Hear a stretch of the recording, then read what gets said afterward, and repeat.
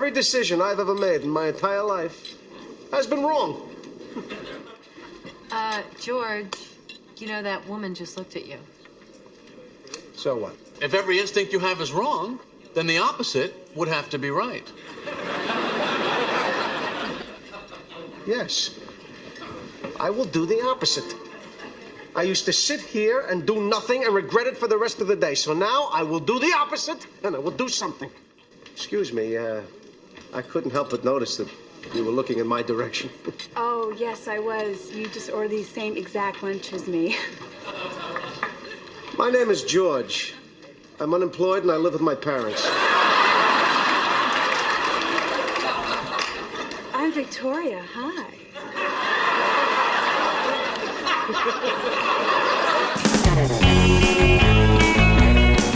This is George Costanza, an emotional and quite impulsive man. George was done with life not going his way and chose to do the exact opposite of what his brain usually thinks. Success entered George's path and he's never been happier. I'm the opposite of every guy you've ever met. It's who we know best, who we listen to every day and even talk to. This powerful thing has shaped our lives and can't be lived without. I'm talking about the brain. When in a good mood, our greatest friend, and when in a bad mood, our greatest enemy. We have about 12,000 to 60,000 thoughts per day. That's a lot. And 80% of those thoughts are negative thoughts. When I was a bit younger, I scrolled on social media a lot, mostly Instagram, and you unconsciously compare yourselves to others. And what your brain does is it tells itself it's not as good as that other person, that it can be better. All these negative thoughts that have impact on your mental health, but that, we don't really think about. And I did this at quite a young age when I was still in puberty. I still have a lot of negative thoughts, a lot of self-doubt making this video, that I was not good enough to make these videos. I'm not a neuroscientist, so why should I be making these videos when a neuroscientist like Andrew Huberman or something could do it?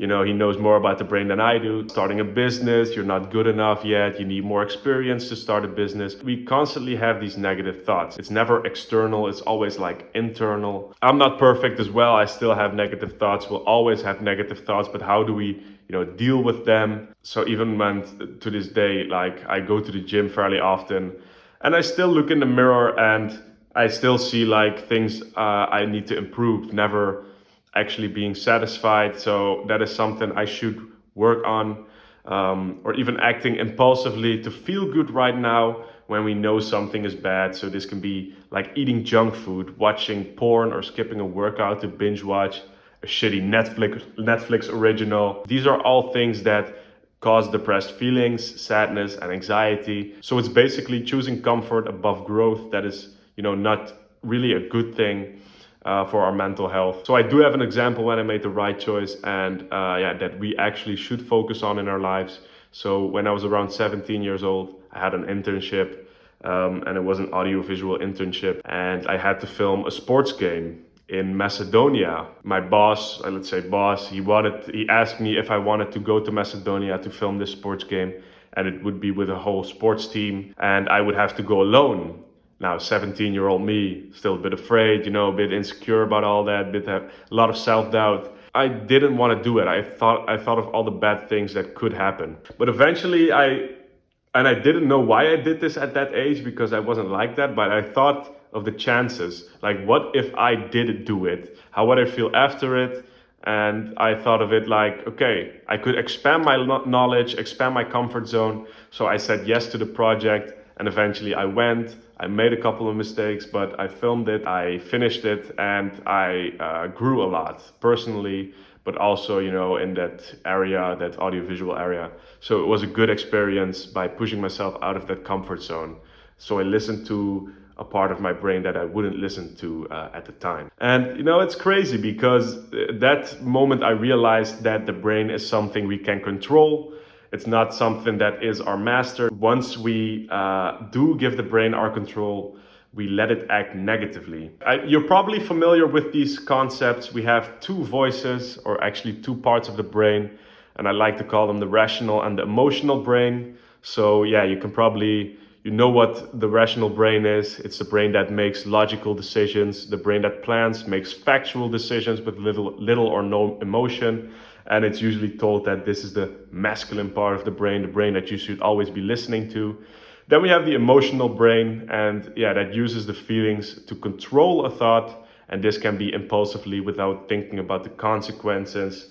So yeah, it's focused on emotion, and that's seen more as feminine, as the feminine part of the brain. But there's actually a third part of the brain that I'd like to focus on, or it's not necessarily a part, but a third like concept, and that is the wise brain. And that is the brain that combines the emotions with the logic to make smart decisions with your own personal values. And I think this is something we should strive to be like, or to implement in our lives. Wise brain is what makes you authentic. I mean, I guess you could say we could be more like George Costanza.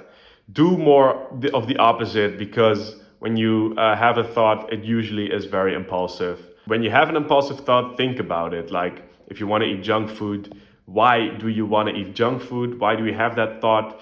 And if you really start thinking about it, okay, why do I want to have junk food? It's because, is it you're bored? Do you want to suppress a feeling? And when you really think about it, you go back to history, and it's probably something that happened in your past when you were younger. So that could be good when you start thinking about that. Yeah, what also helps is meditation and writing down what you're grateful for, because it gives you like a bit of consciousness, a bit of a more objective look at your own brain. So your thoughts are not just like things that pop up, but you look at that thought, you analyze it, and you say, okay, where did this come from? Why do I have this thought? And once you have thoughts like that, you can journal about them, and you can be more like, you know why you are thinking things. And I hope that'll help with your own personal problems more, because once you do these things, it's like exercising a muscle. You're training your mental health, you're training your mind, your brain to be more positive, to be more calm. Yeah, eventually it comes down to, just meditate is what I recommend. Writing down what you're grateful for, and all in all, just training your brain. So improve that relationship with your brain by exercising it like a muscle through these good habits. Make it grow, make it stronger, because you are the master of your brain. This is something you shouldn't forget. So yeah, good luck with that. If you have any questions, let me know.